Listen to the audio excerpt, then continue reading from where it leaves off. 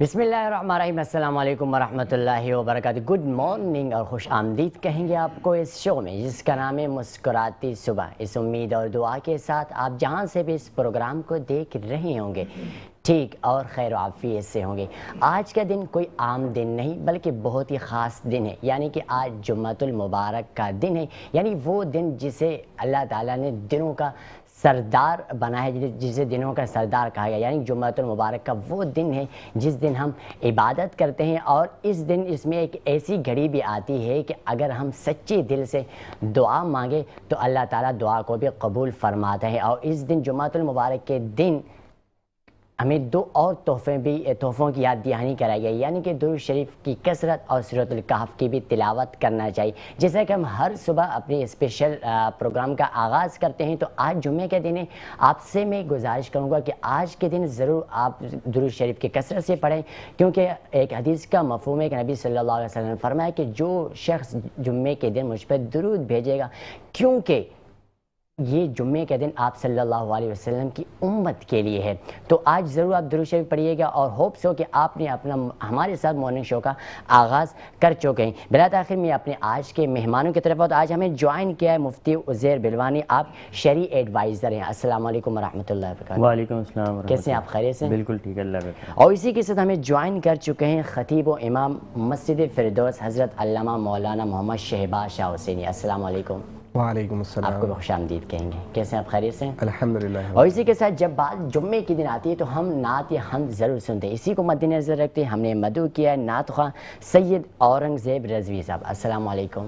وعلیکم السلام ورحمۃ اللہ۔ کیسے ہیں آپ؟ خیریت سے؟ الحمدللہ، آپ کیسے ہیں؟ بہت شکریہ کہ آپ نے ہمیں وقت دیا۔ میں آپ سے گزارش کروں گا کہ آپ ابتدائیہ حمد باری تعالیٰ یا نعت کلام پیش فرمائیں۔ اللہم صلی علی محمد وعلی آل محمد وبارک وسلم۔ کیا بتاؤں کہ کیا مدینہ ہے، بس میرا مدعا مدینہ ہے۔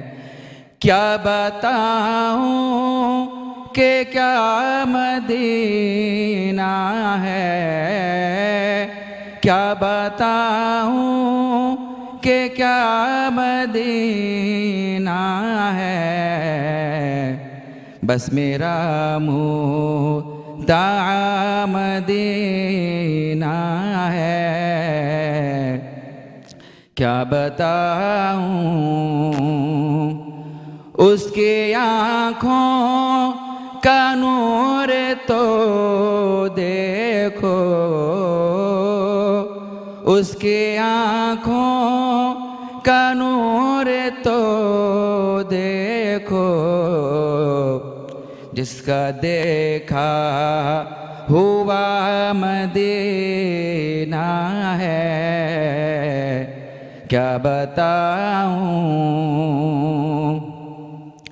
دل میں اب کو ہی آرزو ہی نہیں، دل میں اب کوئی آرزو ہی نہیں، یا محمد ہے یا مدینہ ہے۔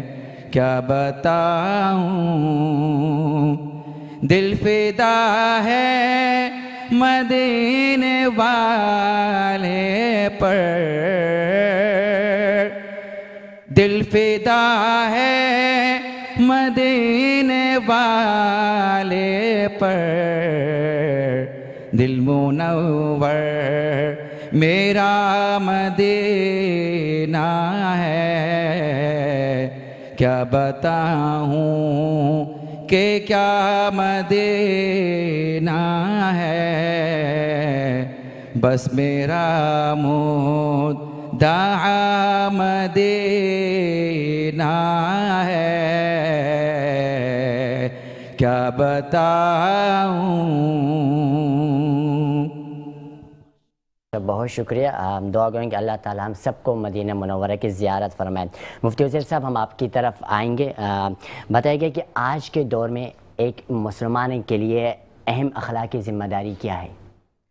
مسلمان کے لیے ایک اہم اخلاقی ذمہ داریاں جو کہ مسلمان کو باقی اقوام سے متمیز کرتی ہیں، ممتاز کرتی ہیں، یہ ایک بہت اچھا سوال ہے آپ کا، اور اس پہ جو ہے نا وہ مختلف احادیث ہمیں ملتی ہیں، قرآن کی آیتیں بھی ملتی ہیں جس میں ایک مسلمان کی روزمرہ کی چیزیں اور اس کی ایسی صفات جو کہ اس کو باقی چیزوں سے ممتاز کرتی ہیں اور جو ان کو دنیا میں ایک برسر اقتدار لانے کا سبب بھی ہوتی ہیں. تو اس میں جو سب سے اہم چیز ہے وہ یہ ہے کہ ایک مسلمان جو ہے نا اس کو سچا ہونا چاہیے. ٹھیک ہے، اس کو اگر کہیں کوئی آدمی سچ بولتا ہو تو دیکھ کے پتہ چلنا چاہیے کہ یہ مسلمان ہی ہو سکتا ہے. ٹھیک ہے، تو یہ ایک سب سے بڑی آج کے زمانے میں ایک اہمیت ہے اس چیز کی کہ اگر آدمی سچ بولتا ہے تو سچ بولنے سے جو ہے نا وہ اس کو اچھا سمجھا جاتا ہے. اور شریعت نے ہمیں کئی عرصے پہلے 1400 سال پہلے یہ بتایا کہ مسلمان جو ہوتا ہے وہ سچا ہوتا ہے. اور پھر بطور مسلمان آدمی دنیا میں مختلف حیثیتوں میں سفر کرتا ہے، گھومتا ہے، پھرتا ہے، جس میں زیادہ تر جو لوگوں کا سفر ہوتا ہے، جو عام سفر ہوتا ہے، وہ تجارت کے لیے ہوتا ہے. ٹھیک ہے، تو حدیث شریف میں آتا ہے کہ جو سچا تاجر ہوتا ہے، ٹھیک ہے، التاجر الصدوق الامین، وہ انبیاء کے ساتھ اس کا حشر ہوگا قیامت. تو اس کی بنیادی وجہ یہی ہے کہ جب وہ آدمی سچا ہوتا ہے پھر وہ سفر پہ بھی نکلتا ہے اور تجارت کرتا ہے تو پوری دنیا کے لوگوں سے ملتا ہے اور دین کے اچھے ہونے کا پیغام پوری دنیا تک پہنچاتا ہے. تو سب سے جو بنیادی ذمہ داری ہے آج مسلمان کی کہ وہ اپنے ہر کام کو اچھے انداز میں، سچے انداز میں کرے. ٹھیک ہے، اس میں جو ہے نا وہ دھوکہ دہی کا عنصر نہ شامل کریں. آپ نے سنا ہوگا، بڑا مشہور مقولہ ہے کہ آج کل جو ہے نا وہ کوئی آدمی اگر اپنا کام صحیح نہیں کرتا، سچائی کے ساتھ، ایمانداری کے ساتھ نہیں کرتا ہے تو اس کو کہا جاتا ہے کہ یار یہ کام ہم آئندہ خود ہی کر لیں گے. ٹھیک ہے، تو کام ایسا نہیں کرنا چاہیے کہ سامنے والا آپ کو یہ کہے کہ یہ کام ہم آئندہ خود ہی کر لیں گے. یہ مسئلہ روزمرہ درپیش ہوتا ہے کاروباری اداروں کے اندر جہاں پہ ملازمین کام کرتے ہیں. ان کے بارے میں یہ کثرت سے جو ہے نا وہ سوالات آتے ہیں ہمارے پاس کہ ہمارے ملازم جو ہے نا وہ ایمانداری کے ساتھ، سچائی کے ساتھ کام نہیں کرتے ہیں. جی بلکہ ہمیں اپنے ایک کام کے لیے دو ملازم رکھنے پڑتے ہیں. ٹھیک ہے، کیونکہ وہ ہر دوسرے دن بہانہ بنا کے وہ غائب ہو جاتے ہیں. پھر وہ اگر وقت میں 8 گھنٹے ان کی ذمہ داری ہے کام کرنے کی تو 8 میں سے وہ 4 گھنٹے کام کرتے ہیں، 4 گھنٹے وہ ضائع کر دیتے ہیں. تو اس لیے یہ جو سچائی ہے یہ بہت بڑی چیز ہے جس کو شریعت نے ہمیں جس کا پابند کیا ہے. اگر ہم اس کو فالو کر لیتے ہیں اور اس پہ پورے اترتے ہیں اور اپنے ہر کام میں، اپنے ہر رشتے میں اس سچائی کا خیال رکھتے ہیں تو ایک بطور مسلمان ہم بہت اچھے دنیا کے لیے، اپنے گھر والوں کے لیے، اپنی آخرت کے لیے، دنیا کے لیے بن سکتے ہیں. علامہ صاحب آپ کی طرف آتے ہیں کہ اسلام میں والدین کی اصل جو حق ہے اس کی بنیاد کیا ہے اور اس بارے میں حدیث اور قرآن کیا رہنمائی فرماتے ہیں؟ بسم اللہ الرحمن الرحیم. بالکل دور حاضر میں جیسا کہ بہت سے والدین کے سوالات آتے ہیں کہ ہماری اولادیں نافرمان ہیں اور بد کلامیاں کرنے پر آ جاتی ہیں اولادیں. نبی پاک علیہ السلام نے خود والدین کی شان میں، ماں کی شان میں فرمایا کہ صحابہ میں عشاء کے مصلی پر ہوں اور میری ماں مجھے آواز لگائے بیٹا محمد، تو میں عشاء کا مصلی چھوڑ کر جاؤں، پہلے اپنی ماں کی بات سنوں پھر آ کر عشاء کی نماز کو مکمل کراؤں. تو ماں کی شان اور باپ کی شان بہت بلند و بالا ہے. اسی طریقے سے علماء کرام نے جو والدین کی شان میں فرمایا تو علماء کرام فرماتے ہیں کہ جب والدین کی عمر دراز ہو جائے اور ان کی عمر ایسی ہو جائے کہ اب ان کی عمر بول دراز چارپائی پہ گزر جائے تو اب ان کے سامنے اف بھی نہ کرو. اور علماء کرام نے اف کی تشریح میں فرمایا کہ یہ اف کیا ہے، تو علماء کرام فرماتے ہیں کہ جب آپ کا بدن صاف ستھرا ہو اور اس پر ایک مٹی کا ذرہ آ جائے تو اس مٹی کے ذرے کو پھونک مار کے اڑانے میں جو آواز پیدا ہوتی ہے وہ بھی والدین کے سامنے نہ ہو. بے شک. اور کئی علماء کرام نے اف کی تشریح میں یوں بھی کہا کہ جب والدین ایسی عمر پر آ جائیں کہ جب ان کی نجاست غلیظہ بھی آپ کو صاف کرنی پڑ جائے، تو جب آپ ان کی صفائی کے لیے ان کے پاس جائیں تو اپنی ناک پہ کپڑا بھی نہ رکھیں، کیونکہ ان کے دل پر یہ بوجھ نہ آ جائے کہ میری اولاد مجھ سے کرائیت کھا رہی ہے۔ اسی طریقے سے سیدنا ابو ہریرہ رضی اللہ تعالیٰ عنہ آپ فرماتے ہیں کہ میری ماں کی عمر دراز ہو گئی کہ اب ان کی جو نجاست غلیظہ تھی وہ بھی میں خود صاف کیا کرتا تھا۔ خلافت سیدنا عمر خطاب رضی اللہ تعالیٰ عنہ ہے، تو آپ فرماتے ہیں کہ میں سوچتا ہوں کہ میں سیدنا عمر خطاب کے پاس جا کر سوال کرتا ہوں کہ کیا میں نے ماں کا حق ادا کر دیا، مگر میں جا نہیں پا رہا سوال کرنے۔ اتفاق ہے ایک دن آپ سیدنا عمر خطاب کی بارگاہ میں گئے تو ایک شخص آیا، اس نے سوال کیا کہ میری ماں کی ایسی عمر ہو گئی کہ اب ان کی تمام صفائی نجاست میں خود صاف کرتا ہوں، اور ایسا بھی ہوتا ہے کہ جب میں ان کو لے کر جاتا ہوں تو میرے لباس پر، میرے جسم پر ان کی نجاست لگ جاتی ہے، تو کیا میں نے اپنی ماں کا حق ادا کر دیا؟ اب سیدنا ابو ہریرہ سوچتے ہیں کہ سوال تو میرا تھا، چلیں خیر اسی نے کر لیا۔ اکثر ہوتا ہے یہ نا کہ سوال ہمارا ہوتا ہے اور کوئی ہمارے سوال کی بنیاد کو پہنچ جاتا ہے۔ تو سیدنا عمر خطاب نے فرمایا کہ نہیں، تو نے ماں کا حق ادا نہیں کیا۔ تو کہا حضرت، صحابہ سیدنا عمر خطاب سے کہا کہ وہ بھی ہماری نجاست غلیظہ صاف کرتی تھی جب ہم چھوٹے تھے، جی، اور آج ہم ان کی کر رہے ہیں، تو کیا میں نے ماں کا حق ادا نہیں کیا؟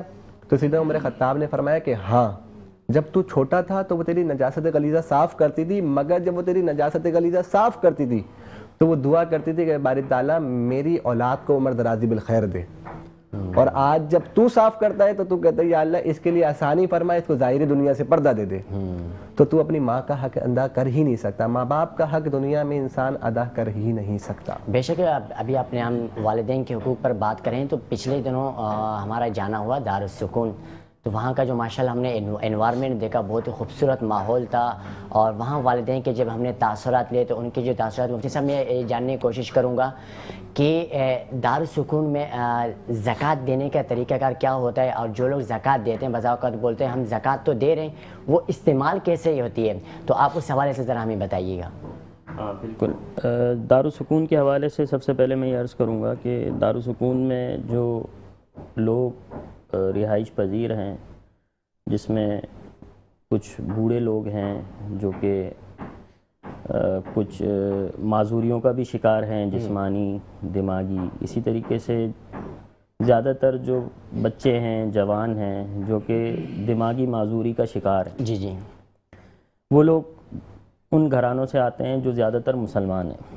ٹھیک ہے، ایک بہت بڑا تاثر ہمارے ہاں یہ آ رہا ہے دارالسکون کے حوالے سے کہ وہاں پہ جو لوگ ہیں وہ شاید مسلمان نہیں ہوتے یا دوسرے کسی مسلک سے ان کا تعلق ہوتا ہے، تو وہ الحمدللہ وہ مسلمان ہیں، کسی اور مذہب سے ان کا تعلق نہیں ہے۔ 90% ایسے لوگ ہیں جو مسلمان گھرانوں سے وہاں پہ آئے ہوئے ہیں، اور وہاں پہ جو اخراجات ہوتے ہیں وہ دو طرح کے پیسوں سے کیے جاتے ہیں، کچھ زکوٰۃ کے پیسوں سے کیے جاتے ہیں، کچھ عام خیرات، صدقات، نفلی صدقات کے پیسوں سے کیے جاتے ہیں۔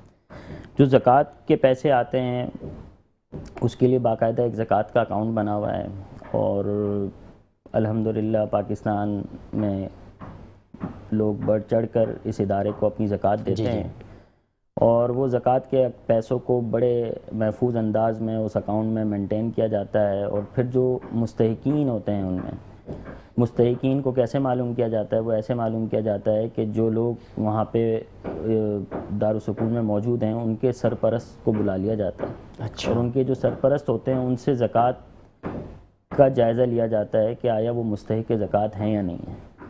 تو ان کی بنیاد کے اوپر انہوں نے جس اپنے بچے کو، رشتہ دار کو، دوست کو، احباب کو وہاں پہ داخل کیا ہوتا ہے، ان کی بنیاد پر اس کے خرچے زکوٰۃ سے اٹھائے جا رہے ہوتے ہیں۔ اچھا، ماشاءاللہ۔ جیسے اس کی مثال میں آپ کو دیتا ہوں کہ ایک بچہ اسکول میں پڑھتا ہے، ٹھیک ہے، تو اب اس کی جو فیس ہوتی ہے وہ بچہ نہیں دے رہا ہوتا، اس کا والد دے رہا ہوتا ہے۔ جی، اسی طریقے سے دارالسکون میں جو بچہ ہوتا ہے یا جو بھی شخص ہوتا ہے اس کا کوئی سرپرست ہوتا ہے، تو چونکہ جو لوگ دارالسکون میں داخل ہوتے ہیں وہ ایسے حالت میں نہیں ہوتے کہ ہم ان کا کوئی زکوٰۃ کی کیفیت چیک کر سکیں کہ وہ آیا شرعی اعتبار سے مستحق زکوٰۃ ہے یا نہیں ہے، ان پہ زکوٰۃ لگ بھی سکتی ہے، نہیں لگ سکتی۔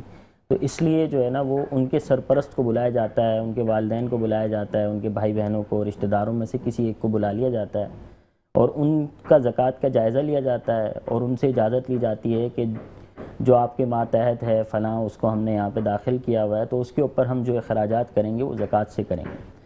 تو الحمدللہ دارالسکون میں جو زکوٰۃ وصول کی جاتی ہے، خرچ کی جاتی ہے، اس کو بڑا احتیاط سے کیا جاتا ہے، شریعت کے دائرے میں رہتے ہوئے کیا جاتا ہے، شریعت کی خلاف ورزی نہیں کی جاتی اس میں۔ اچھا، کوئی بھی ادارہ ہو اور وہاں پر ملازمین ضرور کام کرتے ہیں اور ملازمین سے چلتا ہے، تو دارالسکون میں ہم نے دیکھا کہ ماشاءاللہ ملازمین کے جس طرح وہ کام کرتے ہیں، محبت سے کام کرتے ہیں، تو انہیں بھی یقیناً سیلری آپ دیتے ہوں گے، تو سیلری ان کو اسی خیرات کے پیسوں سے دی جاتی ہے؟ اور ایون جو اتنے بھاری بھرکم بل، بجلی کے بل آتے ہیں، تو یہ بھی انہی سے زکوٰۃ میں سے جاتے ہیں؟ کیا یہ شرعی لحاظ سے جائز ہے، درست ہے؟ بالکل، دیکھیں یہ شرعی اعتبار سے درست ہے۔ اگر جو لوگ مستحقین کی خدمت کر رہے ہوتے ہیں نا، تو چونکہ یہ جو زکوٰۃ کا پیسہ ہے، خیرات کا پیسہ جو ادارے میں آتا ہے، اس کی حیثیت ہے فیس کی طرح۔ اچھا، فیس ہوتی ہے نا، وہ بچوں کے والدین اسکول میں جمع کراتے ہیں، پھر اسکول والے ان پیسوں کو جمع کرتے ہیں اور ان پیسوں سے اسکول کے سارے خرچے اٹھاتے ہیں، بل بھی ادا کرتے ہیں، تنخواہیں بھی ادا کرتے ہیں، اور اسی طریقے سے دارالسکون کے اندر جو فیس آتی ہے وہ زکوٰۃ اور ڈونیشن کی شکل میں آتی ہے، کیونکہ وہاں پہ جن لوگوں کو جمع کیا ہوا ہے وہ ایسے لوگ ہیں جو اپنے لیے کچھ نہیں کر سکتے، ٹھیک ہے، وہ کمزور لوگ ہیں بہت مالی اعتبار سے بھی۔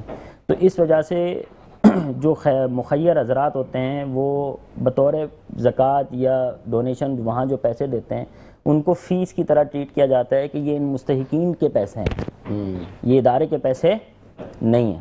اب ان مستحقین کی ضروریات کے لیے جو خرچے کرنے پڑتے ہیں، جیسے آپ نے بتایا کہ کوئی اٹینڈنٹ رکھنا پڑتا ہے، کوئی نرس رکھنی پڑتی ہے، کوئی کیئر ٹیکر رکھنا پڑتا ہے جو ان کی ساری ضروریات کا خیال رکھتا ہے، کھانا پکاتا ہے، ٹیچر ہے، ٹھیک ہے، اسی طریقے سے اور بہت ساری چیزیں ہیں جو وہاں پہ ہوتی ہیں۔ تو اس کے لیے جتنے لوگ رکھے جاتے ہیں وہ سارے چونکہ مستحقین کے لیے رکھے جا رہے ہوتے ہیں، تو اس وجہ سے چونکہ زکوٰۃ کا اکاؤنٹ اور ڈونیشن کا اکاؤنٹ بھی مستحقین کا ہی ہوتا ہے، تو اس سے ان کے خرچے کیے جا رہے ہوتے ہیں پھر، ٹھیک ہے، بل بھی ادا کیے جا رہے ہوتے ہیں، اس لیے اس میں شرعی اعتبار سے کوئی قباحت نہیں ہے۔ میں ایک عام آدمی کی مثال دیتا ہوں کہ مثلاً ایک آدمی ہے جس کا ایک گھر ہے، وہ اپنے بھائی بہنوں کے ساتھ یا بچوں کے ساتھ گھر میں رہتا ہے، میں اس کو 1 لاکھ روپے زکوٰۃ کے دے دیتا ہوں، اب وہ مستحق کے زکوٰۃ ہے، تو میں نے جب اس کو 1 لاکھ روپے دے دیے تو اب مجھے یہ اعتراض نہیں ہونا چاہیے کہ وہ اس سے اپنے بجلی کے بل بھر رہا ہے، اپنے بچوں کی اسکول کی فیسیں بھر رہا ہے۔ تو اسی طریقے سے جب ہم نے یہاں پہ مستحقین کے حوالے کر دیے 1 لاکھ روپے، تو اب مستحقین کا جو ادارہ ہے وہ اس پیسوں کو ان کے مفاد میں بیسٹ انٹرسٹ کے اندر ان کے بلوں میں، ان کی ساری چیزوں میں خرچ کرتا ہے، تو یہ شرعی اعتبار سے کوئی غلط نہیں ہے۔ ہاں، شرعی اعتبار سے غلط تب ہوتا ہے کہ جب وہ ادارے والے کوئی ایسی چیز ان پیسوں سے کرتے ہیں، کوئی ایسا کام ان پیسوں سے کرتے ہیں جس کا فائدہ ان مستحقین تک نہیں پہنچتا۔ فرض کریں کہ وہاں پہ اگر کوئی ایک امپلائی ہے، وہ امپلائی کو گاڑی دلا دیتے ہیں، اب وہ جو گاڑی ہو تو امپلائی کے ذاتی مفاد میں استعمال ہو رہی ہے، وہ ادارے کے لیے استعمال نہیں ہو، لیکن اگر وہ ایک ایسی گاڑی خریدتے ہیں ان پیسوں سے جس گاڑی سے وہ ادارے سے، دارالسکون سے مریضوں کو ہاسپٹل لے کے جاتے ہیں اور واپس لے کر آتے ہیں، اب یہ مریضوں کے استعمال میں آ رہی ہے، تو یہ گاڑی ٹھیک ہے، لیکن اگر کوئی گاڑی کسی امپلائی کے لیے لی جا رہی ہے وہ غلط ہے۔ تو ان ساری چیزوں کا خیال رکھا جاتا ہے کہ جو زکوٰۃ ہے وہ صرف مستحقین کے مفادات کے لیے استعمال ہو، ان کے ڈائریکٹ ایکسپینسز کے لیے استعمال ہو، انڈائریکٹ ایکسپینسز کے لیے استعمال نہ ہو۔ بہت شکریہ مفتی صاحب۔ علامہ صاحب آپ کی طرف ایک چھوٹی سی بریک لیں، بریک کے بعد آئیں گے تو والدین کے گروپ پر ہم مزید بات کریں گے۔ یہاں پر لیتے ہیں ایک چھوٹی سی بریک، دیکھتے رہیے مسکراتی صبح ود عبداللہ حسین۔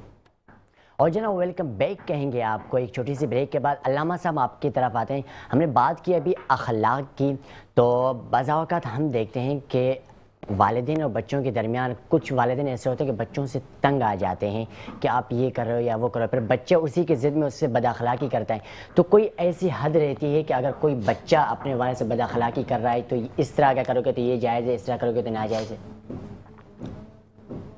دیکھیں، نبی دو عالم صلی اللہ تعالیٰ علیہ وسلم نے جیسا کہ ابھی حضرت مفتی صاحب نے اخلاق کے بارے میں گفتگو کی، تو نبی پاک علیہ السلام سے صحابہ نے پوچھا، یا رسول اللہ، یا حبیب اللہ، سب سے اچھا ایمان کس کا ہے؟ تو نبی پاک علیہ السلام نے فرمایا کہ جس کا سب سے اچھا اخلاق ہے اس کا سب سے اچھا ایمان ہے۔ تو دیکھیں، اخلاق تو بہت بڑی چیز ہے، اخلاق کے بغیر تو ایمان بھی کمزور ہے، اخلاق مین وجہ ہو گئی۔ اسی طریقے سے والدین کے بارے میں جیسا کہ آپ نے کہا کہ کچھ ایسا وقت بھی آ جاتا ہے کہ والدین کچھ ایسے عمل کر جاتے ہیں جس کی وجہ سے بچے ان سے بدظن ہو جاتے ہیں، بچے ان سے الگ ہونا شروع ہو جاتے ہیں، جدا ہونا شروع ہو جاتے ہیں۔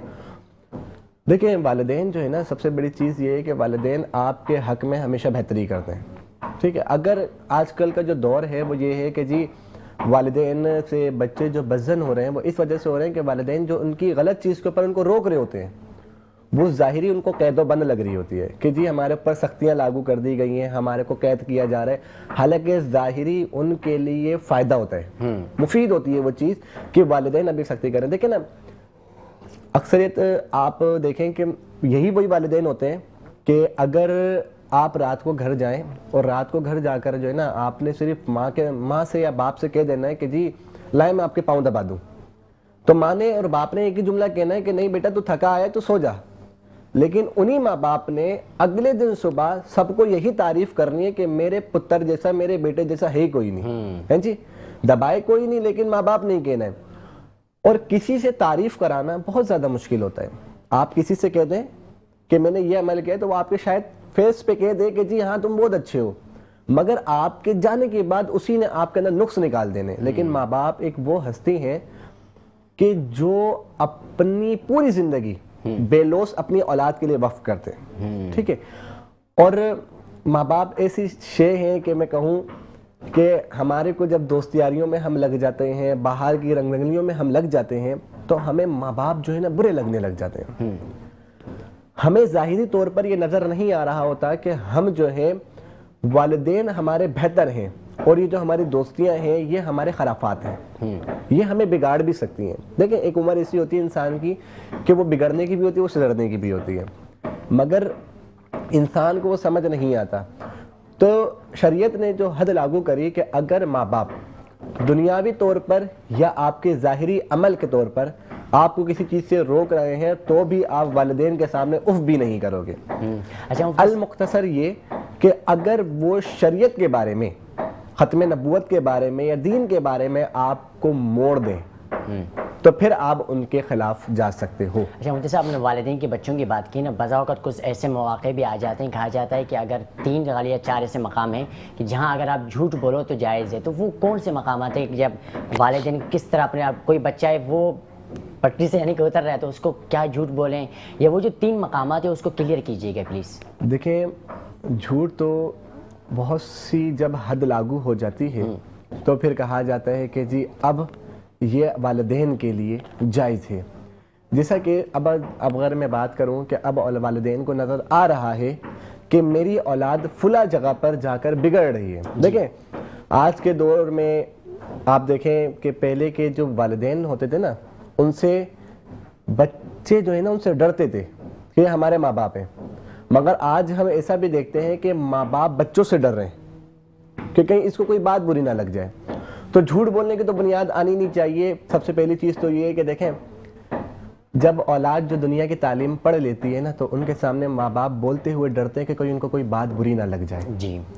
اور اولاد کو اگر دین کی تعلیم حاصل کرا دیں تو پھر اولاد ماں باپ کے سامنے بولتی ہوئی ڈرتی ہے کہ کہیں ان کو کوئی میری بات بری نہ لگ جائے۔ مگر آج کا جو ہمارا کانسیپٹ بن گیا ہے کہ جی بچے کی پیدائش کے بعد کچھ ماہ بعد ہی بچے کو موبائل پہ سوشل میڈیا ہاتھ میں دے دیتے ہیں، جی، جس کی وجہ سے بچہ ابتدائی طور پہ جو ابھی اس کی تربیت ہے، سب سے پہلی بچے کی جو تربیت گاہ ہے وہ ماں باپ ہے، جی، سب سے پہلی تربیت گاہ۔ لیکن جب اس کو تربیت ہی سوشل میڈیا کے اوپر ڈال دی گئی ہے تو بچے نے جی بگڑ ہی جانا ہے۔ یعنی آپ لیکن اگر آپ دیکھتے ہیں کہ بھئی والدین جھوٹ کہاں بول سکتے ہیں، تو اگر ماں باپ کو نظر آ رہا ہے کہ جی یہ ہمارا بچہ فلاں جگہ پہ جا کر بگڑ رہا ہے تو اب ماں باپ پہلے اس کو سمجھائیں گے۔ جی، اگر وہ بچہ نہیں سمجھتا تو پھر بھی وہ کوشش کریں گے کہ وہ سچ بولیں، لیکن اگر بچہ نہیں سدھرتا تو پھر اب یہاں حد لاگو ہو گئی ہے کہ وہ کچھ پورا نہیں، کچھ جھوٹ سا سہارا لیتے ہوئے بچوں کو سدھاریں۔ مگر جب بچہ راہ راست پر آ جائے گا تو وہ انہیں وہ بات سچ بولنی پڑے گی۔ اچھا مفتی صاحب، ہم بریک سے پہلے بات کر رہے تھے ملازمین کے حوالے سے، تو یہ جو زکوٰۃ ہوتی ہے جو ملازمین اور جن کو سیلریز دی جاتی ہیں، کیا انہیں پہلے بتایا جاتا ہے کہ آپ کو جو ہم سیلری دے رہے ہیں ان کا تعلق زکوٰۃ سے ہی، زکوٰۃ کے پیسے؟ کیونکہ بعض لوگ ہم نے دیکھے ہیں کہ ان کو اگر کسی ادارہ کوئی پیسہ دیتا ہے وہ سامنے بولتے ہیں زکوٰۃ کے پیسے میں نہیں لوں گا، تو کیا پہلے ان کو انفارم کیا جاتا ہے کہ یہ جو آپ کو ہم تنخواہیں دے رہے ہیں یہ زکوٰۃ کے پیسوں سے؟ دیکھیں، میں نے پہلے بھی عرض کیا کہ یہ جو پیسے دارالسکون یا اس جیسے دیگر اداروں میں جو اس طرح شریعت کے اصولوں کا خیال رکھتے ہیں، جو زکوٰۃ کے اصول ہیں، تو جو پیسے ان اداروں کے پاس موجود ہوتے ہیں جو وصول کرتے ہیں وہ زکوٰۃ خیرات کی مد میں، وہ پیسے وصول ہونے کے بعد زکوٰۃ کے یا خیرات کے نہیں رہتے، بلکہ ان لوگوں کی ملکیت میں آ جاتے ہیں جو مستحقین ہوتے ہیں۔ اب جب وہ پیسے مستحقین کی ملکیت میں آ گئے، وہ نہ زکوٰۃ ہے نہ خیرات ہیں، اب اگر اس سے ملازمین کی تنخواہیں ادا کی جاتی ہیں تو ان پیسوں کو زکوٰۃ کا نہیں کہا جاتا۔ کیوں نہیں کہا جاتا؟ کیونکہ وہ تو ان کو اپنی خدمات کے بدلے پیسے مل رہے ہیں، ان کو زکوٰۃ کے پیسے نہیں مل رہے۔ زکوٰۃ اس پیسے کو کہتے ہیں جو شریعت نے ایک مقرر فیصد مال کے اوپر فرض کیا ہوا ہے، جو کہ ہمیں کسی کو بغیر کسی معاوضے کے ادا کرنا ہے۔ اگر میں نے کسی چیز کے بدلے اس کو زکوٰۃ کے پیسے دیے تو میری زکوٰۃ ادا نہیں ہوگی، ٹھیک ہے؟ جیسے آپ پاکستان سے باہر جائیں، مثلا مڈل ایسٹ میں جائیں، تو وہاں پہ آپ کو بقرعید کے دن صبح کسائی ملتے ہیں بہت سارے، جی، جب آپ منڈی جاتے ہیں تو وہ کہتے ہیں کہ یار آپ جانور ذبح ہم سے کروا لو، ہم ذبح کر دیں گے، لیکن ہم آپ سے کوئی پیسے نہیں لیں گے، اس کے بدلے آپ ہمیں گوشت دے دینا، ٹھیک ہے؟ تو ایسے موقع پہ جب آپ اس سے وہ ذبح کرواتے ہیں تو وہ جو ذبح کرنے کا عمل ہوتا ہے وہ ٹھیک نہیں ہوتا، وہ کانٹریکٹ غلط ہے، کیونکہ آپ قربانی کے گوشت کو کسی کو بطور معاوضہ نہیں دے سکتے، تو اس وجہ سے وہ کانٹریکٹ غلط ہے۔ تو اسی طریقے سے جو زکوٰۃ کا معاملہ ہے وہ بھی یہ ہے کہ ہم کسی کو جو زکوٰۃ دیتے ہیں وہ کسی چیز کے بدلے نہیں دے سکتے، کیونکہ یہ اللہ کا حکم ہے، ہم بطور عبادت اس کو کر رہے ہوتے ہیں۔ تو جب ہم بطور عبادت کر رہے ہوتے ہیں تو ہم کسی کو اس کی خدمات کے بدلے نہیں دیتے۔ چنانچہ دارالسکون میں جو امپلائیز کو پیسے ملتے ہیں وہ ان کی خدمات کا معاوضہ ہوتا ہے، وہ سیلری ہوتی ہے، وہ زکوٰۃ نہیں ہوتی ہے۔ اچھا مفتی صاحب، یہ بھی بتائیے گا کہ زکوٰۃ کون دے سکتا ہے اور کون لے سکتا ہے زکوٰۃ؟ اور اسی طرح ہم رمضان مبارک مہینے میں دیکھا ہے کہ ہر شخص کوشش ہوتی ہے کہ ہم زکوٰۃ دیں، کیا یہی زکوٰۃ ہم پورے سال بھی دے سکتے ہیں، رمضان کے علاوہ بھی زکوٰۃ کو ادا کر سکتے ہیں؟ ہاں، آپ کے دو سوال ہیں۔ ایک سوال تو رمضان کے حوالے سے ہے کہ کیا رمضان میں ہی صرف زکوٰۃ دینی چاہیے یا اس کے علاوہ بھی دے سکتے ہیں؟ تو اس سوال کا جواب میں پہلے دے دیتا ہوں۔ دیکھیں، زکوٰۃ تو آدمی پہ جو فرض ہوتی ہے وہ ایک مقررہ تاریخ ہوتی ہے سال میں، جو اس کے نصاب کے پہلی مرتبہ پورے ہونے کی تاریخ ہوتی ہے۔ زندگی میں مثلا میں اپنی مثال دیتا ہوں کہ آج سے 8 سال پہلے 7 سال پہلے جب میں پہلی مرتبہ ایک نوکری پہ لگا، مدرسے سے فارغ ہوا، اس کے بعد میں نے نوکری کی تو میرے پاس ہر مہینے تنخواہ آنے لگی، تو اس میں سے کچھ پیسے خرچ ہوتے گئے، کچھ جمع ہوتے گئے۔ تو ایک وقت ایسا آیا کہ جب میرے پاس نصاب کے برابر پیسے جمع ہو گئے۔ نصاب کہتے ہیں 52.5 تولہ چاندی کی مالیت کو، جی، ٹھیک ہے، جو کہ آج کل تقریباً 2 لاکھ 2.5 لاکھ کے برابر ہے۔ تو میرے پاس جب پہلی مرتبہ نصاب کے برابر رقم جمع ہوئی یعنی 2.5 لاکھ روپے، تو اس دن میں نے اپنے پاس ڈائری میں نوٹ کر لیا کہ یہ میری زکوٰۃ کی تاریخ ہے۔ اب ہر سال اس دن میں بیٹھتا ہوں اور اپنے سارے ایسٹس کو کاؤنٹ کرتا ہوں، اپنی جتنی بھی لائبلٹیز ہیں ان کو کاؤنٹ کرتا ہوں اور اپنی نیٹ ایسٹس ویلیو نکالتا ہوں اور اس پہ 2.5% کیلکولیٹ کرتا ہوں۔ جی، اب اس کا ضروری نہیں ہے کہ رمضان میں یہ تاریخ ہے، یہ تاریخ سال میں کسی بھی دن آ سکتی ہے۔ کیوں کسی بھی دن آ سکتی ہے؟ کیونکہ انسان کب پہلی مرتبہ صاحب نصاب بنتا ہے مسلمان، وہ تو اس کا تعلق رمضان سے تو نہیں ہے نا۔ تو جیسے میں اپنی بتاتا ہوں کہ میری پہلی جو زکوٰۃ کی تاریخ بنی وہ پہلی محرم بنی۔ اچھا، تو میں ہر سال پہلی محرم کو بیٹھتا ہوں اور اپنے سارے حساب کتاب کر لیتا ہوں، ٹھیک ہے۔ جب میں حساب کتاب کر لیتا ہوں تو میں لکھ لیتا ہوں کہ اب میرے اوپر زکوٰۃ اتنی واجب الادا ہے، یعنی مثلا 2 لاکھ ادا ہے، 1.5 لاکھ ادا ہے، 5 لاکھ ادا ہے، میں لکھ لیتا ہوں، لیکن میں ادا رمضان میں کرتا ہوں۔ اچھا، ہاں، کیوں میں رمضان میں ادا کرتا ہوں؟ واجب محرم میں ہوتی ہے، جی، رمضان آتی ہے 8 مہینے کے بعد، ٹھیک ہے۔ تو میں 8 مہینے کے بعد اس لیے ادا کرتا ہوں کیونکہ رمضان میں فضیلت ہے ادائیگی کی، اور وہ فضیلت کیا ہے کہ جب آدمی ایک فرض رمضان میں ادا کرتا ہے تو اس کو 70 فرضوں کے برابر ثواب ملتا ہے۔ تو میں کہتا ہوں کہ میرے اوپر واجب تو محرم میں ہوئی تھی، لیکن شریعت نے مجھے اس کی گنجائش دی ہے کہ جب واجب ہو جائے تو آئندہ 1 سال کے اندر آپ ادا کر دیں، تو میں اگلے سال محرم سے پہلے ادا کر آپ کی بات کو میں کنٹینیو رکھوں، ہمیں یہاں کے لائیو کال آئیے۔ جی السلام علیکم، کہاں سے بات کر رہے ہیں اور کیا سوال ہے آپ کا؟ جی السلام علیکم، ماشاء اللہ مفتی صاحب بیٹھے ہیں، میں آپ کے پروگرام میں ان کو سب کو خوش آمدید کہتا ہوں۔ میں زکوٰۃ کے بارے میں ذرا سے 2 سوال ہیں میرے۔ ایک وہ سوال کہ ہمارے بے روزگاروں کو زکوٰۃ حکومت کی طرف سے ملنی چاہیے، اور دوسری یہ کہ جو حکومت میں نے آپ سے پہلے بھی کہا تھا کہ حکومت درخواست جو زکوٰۃ تقسیم کرتی ہے وہ کن لوگوں کو تقسیم کرتی ہے؟ نہ مریضوں کو پہنچتی ہے، نہ بے روزگاروں کو پہنچتی ہے، اور نہ ہی وہ جو کسر نفسی میں مبتلا ہیں لوگ، زکوٰۃ ان کا حق بنتا ہے۔ دوسری بات یہ میں کہوں گا مفتی صاحب سے کہ زکوٰۃ کی تقسیم کا کوئی شیڈول ہے ہمارے یہاں؟ جو زکوٰۃ کا جو محکمہ ہے وہ بھی زکوٰۃ دینے سے قاصر ہے، سالوں ہو جاتے ہیں لوگوں کو زکوٰۃ نہیں ملتی، تو ہم لوگ زکوٰۃ اپنی نکال کے دیتے ہیں، بڑے بڑے بینروں کو جو مسجدوں کے آگے بینر لگا کے بیٹھ جاتے ہیں کہ جناب یہ ہمیں زکوٰۃ دیجیے۔ کیا ہم ان کو زکوٰۃ دیں؟ زکوٰۃ تو اس کو دی جاتی ہے جو بالکل خاموشی سے۔ بہت بہت شکریہ کہ آپ کا جواب، آپ کا سوال ہم نے سن لیا۔ مفتی صاحب کے پاس چلیں۔ جی مفتی صاحب، انہوں نے جو کہا کہ جو باہر بینر وغیرہ لگے ہوتے ہیں اور ان کو ہم پیسے دیتے ہیں، کیا ان کو زکوٰۃ دینا درست ہے؟ اور اس کے حوالے سے جو بات آپ کو سمجھ میں ان کے سوال کے حوالے سے وہ بتائیے گا۔ دیکھیں، آج کل زیادہ تر ادارے دنیا میں ایسے ہیں کہ پہلے ایسا ہوتا تھا کہ لوگ انڈیویجولز ہوتے تھے، ایک عام آدمی ہوتا تھا جو کسی چیز میں مبتلا ہوتا تھا، کسی بیماری میں مبتلا ہوتا تھا، کسی ایسی چیز میں مبتلا ہوتا تھا جس کے لیے اسے پیسوں کی ضرورت ہوتی تھی، جی ٹھیک ہے، تو وہ جا کے لوگ ان کو زکوٰۃ دے دیا کرتے تھے، وہ اپنی ضرورت پوری کر لیا کرتے تھے۔ لیکن اب دنیا میں جو طریقہ کار ہے وہ یہ ہو گیا ہے کہ ادارے بن گئے ہیں، جی، اور وہ ادارے ذمہ داری لیتے ہیں ایسے لوگوں کی کفالت کی۔ مثلا ایک آدمی ہے، اس کو تھیلیسیمیا کی بیماری ہے، ٹھیک ہے، تو تھیلیسیمیا کی بیماری کا ایک بچے کا اگر وہ ایک مرتبہ جاتا ہے سینٹر میں علاج کرانے کے لیے تو اس کا تقریباً خرچہ کوئی 40-30 ہزار روپے ہو جاتا ہے۔ اب ایک مالدار آدمی ہے، وہ بھی اس کا خرچہ برداشت نہیں کر سکتا، کیونکہ اس کو اگر سال میں یا مہینے میں 4 بار جانا ہے تو اس کا 1.5 لاکھ روپے کا 2 لاکھ روپے کا بچے کا تھیلیسیمیا کا خرچہ ہے۔ تو اب ادارے جو بن گئے ہیں اس طرح کے، جو کہ اس طرح کے ضرورت مندوں کے لیے اور بیماروں کے لیے بنائے گئے ہیں، وہ ادارے بیسیکلی اس طرح بینرز لگا کے بیٹھ جاتے ہیں۔ ٹھیک ہے، آپ کا سوال انہی اداروں کے بارے میں۔ جی جی ٹھیک ہے، تو یہ ادارے فی الحقیقت بہت اچھی خدمت کر رہے ہیں، جی، انسانیت کی بہت زبردست خدمت کر رہے ہیں، انہوں نے بڑی اچھی ذمہ داری اٹھائی ہوئی ہے۔ اب یہ ادارے ان لوگوں کی طرف سے جاتے ہیں اور وہ اس طرح بینرز لگا کے زکوٰۃ وصول کرتے ہیں۔ تو اگر تو دیکھیں، زکوٰۃ ایک چونکہ شریعت کا بتایا ہوا حکم ہے، یہ عام خیرات کی طرح نہیں ہے، اس کی کچھ جو ہے نا وہ لوازمات ہیں، فارمیلٹیز ہیں جو کہ پوری کرنی ہوتی ہیں۔ اگر وہ پوری نہیں کی جائیں تو زکوٰۃ دینے والے کی زکوٰۃ ادا نہیں ہوتی۔ تو آپ ایسے اداروں کو خیرات ضرور دیں، جنرل ڈونیشنز دیں، نفلی صدقات دینا چاہیں عطیات دیں، لیکن جب زکوٰۃ کا معاملہ آتا ہے، فدیے کا معاملہ آتا ہے، فطرے کا معاملہ آتا ہے، تو آپ ان سے ضرور معلوم کریں کہ آپ کے پاس کوئی ایسا شرعی نظام موجود ہے جس کے تحت ہماری زکوٰۃ کو شرعی دائرے میں رہتے ہوئے وصول کیا جائے اور خرچ کیا جائے۔ اور یہ جو ادارے ہیں یہ بڑے کام کے ادارے ہیں، ایسا نہیں ہے کہ ہمیں لگتا ہے دور سے کہ یہ ادارے پیسے جمع کر رہے ہیں۔ آج کل ہمیں نظر آتے ہیں بڑے روڈوں پہ بینرز لگے ہوئے ہوتے ہیں، سیلانی ہے، بیت السلام ہے، اور اس طرح کئی ادارے ہیں، JDC ہے، اور بہت سارے ادارے ہیں جو کام کر رہے ہیں۔ تو ہمیں جا کے ان اداروں کا وزٹ کرنا چاہیے۔ اگر اس میں کہیں کسی ایک عام آدمی کی جو کہ ضرورت مند ہے، بیمار ہے، مستحق ہے، اس کی خیر کا کام ہو رہا ہے تو ہمیں ان کے ساتھ کھڑا ہونا چاہیے، ہمیں ان سے بھاگنا نہیں چاہیے، کیونکہ یہ سب سے بہترین مصرف ہوتے ہیں جو لوگوں کی خدمت کر رہے ہوتے ہیں۔ میں جا کے اگر کسی چند لوگوں کی کفالت کرنا چاہوں تو میں نہیں کر سکتا، حالانکہ میرے پاس پیسے بھی موجود ہوں۔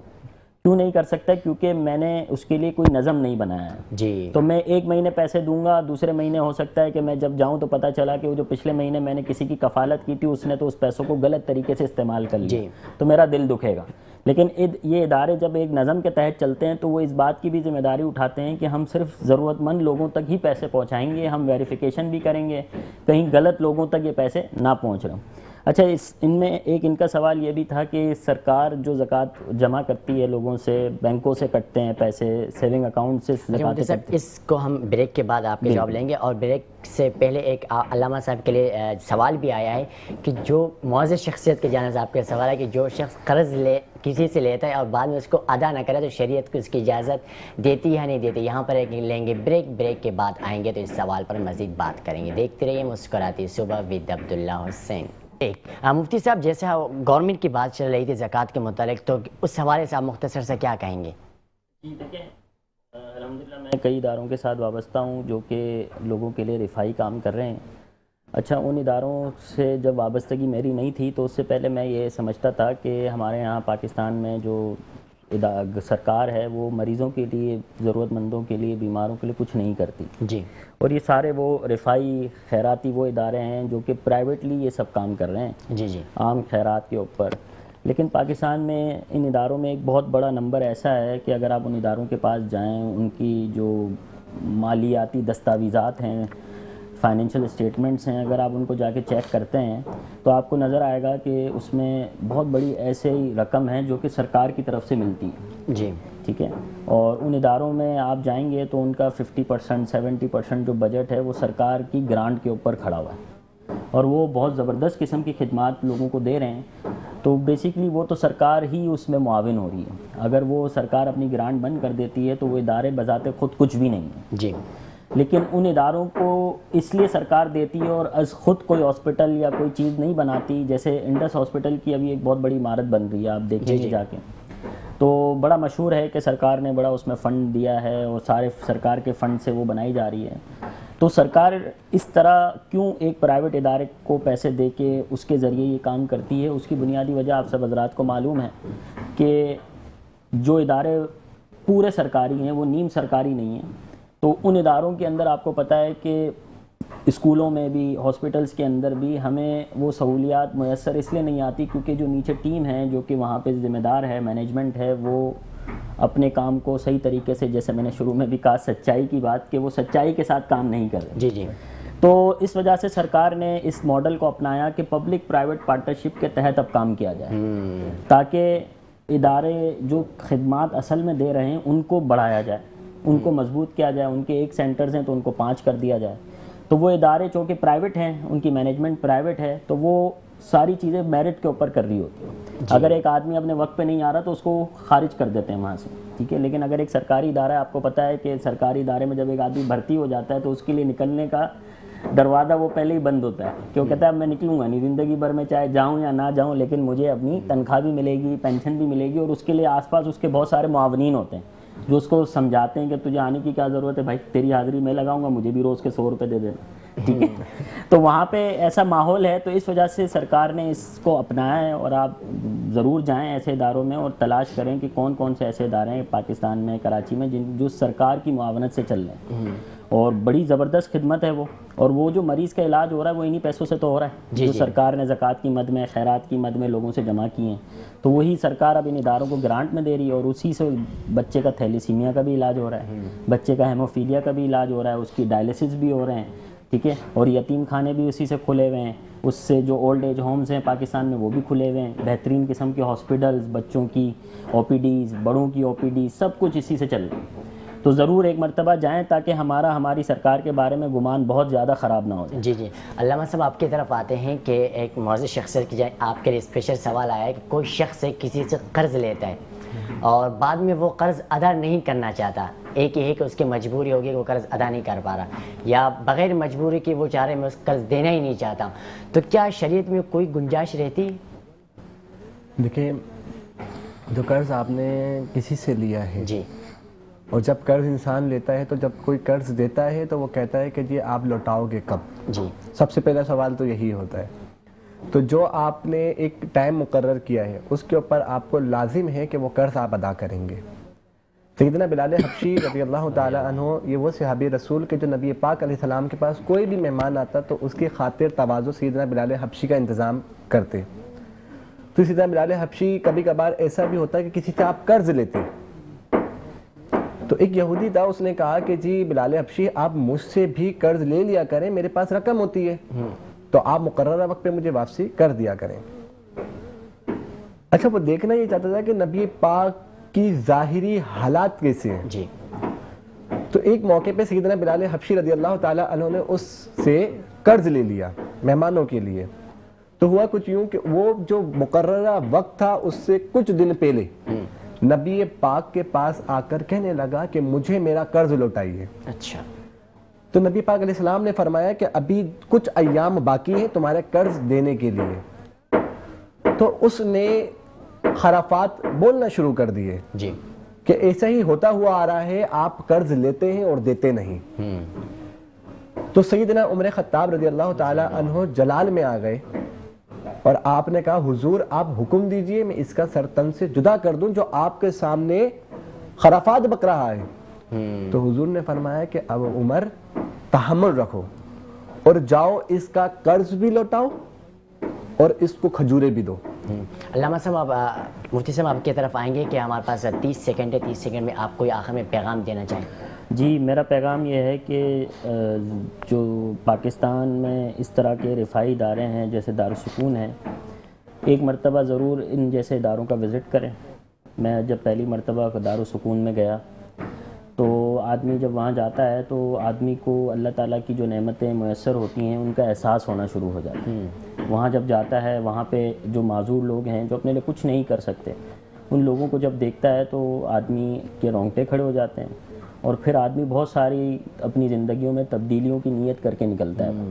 تو ایسے لوگ جو کہ اپنے لیے کچھ نہیں کر سکتے ان کو معاشرے کو ان کے لیے کچھ کرنا چاہیے اور ہر معاشرے کے فرد کو اس کی ذمہ داری اٹھانی چاہیے. تو ہمارے محلوں میں, علاقوں میں, ہر جگہ پہ ایسے ادارے موجود ہیں. ہم ضرور آئیں, وزٹ کریں, ان اداروں کو دیکھیں اور جتنا ہم سے ہو سکتا ہے. ضروری نہیں ہے کہ آپ کوئی بہت زیادہ پیسے دیں ان اداروں کے لیے یا کوئی آپ کو پیسے دینا ہی ضروری ہے. آپ والنٹیئر ہو کے وہاں کام کر سکتے ہیں, آپ ان کو کچھ پیسے دے سکتے ہیں. آپ کا کوئی کاروبار ہے جو ان سے وابستگی ہے, آپ کا کوئی میڈیسن کا کاروبار ہے تو ان کی دوائیوں کی ضروریات پوری کر سکتے ہیں. تو آپ ضرور آئیں, زکوٰۃ کی مد سے ان کی مدد کریں, ڈونیشن کی مد سے ان کی مدد کریں, جو ہو سکتا ہے وہ کریں اور ضرور وزٹ کریں اور اپنی زندگی میں اس کو ایک مرتبہ تبدیلی کا موقع ضرور دیں ان جیسے اداروں کے وزٹ. سید ارون جیسے فاروق صاحب, ہم آپ سے آخر میں گزارش کریں گے کہ آپ اپنے خوبصورت آواز سے ایک کلام پیش فرمائیں. کرم آج بالائے بام آ گیا ہے, زباں پر محمد کا نام آ گیا ہے. کرم آج بالائے. میرے پاس کچھ بھی نہ تھا روز محشر, میرے پاس کچھ بھی نہ تھا روز محشر. نبی کا وسیلہ ہی کام آ گیا ہے. کرم آج بالائے. مزہ تب ہے سرکار محشر میں کہہ دیں, مزہ تب ہے سرکار محشر میں کہہ دیں, وہ دیکھو ہمارا غلام آ گیا ہے. کرم آج بالائے. درودوں کی بارش ہے کونوں مکان میں, درودوں کی بارش ہے کونوں مقام میں, کہ آج انبیاء کا امام آ گیا ہے. کرم آج بالائے بام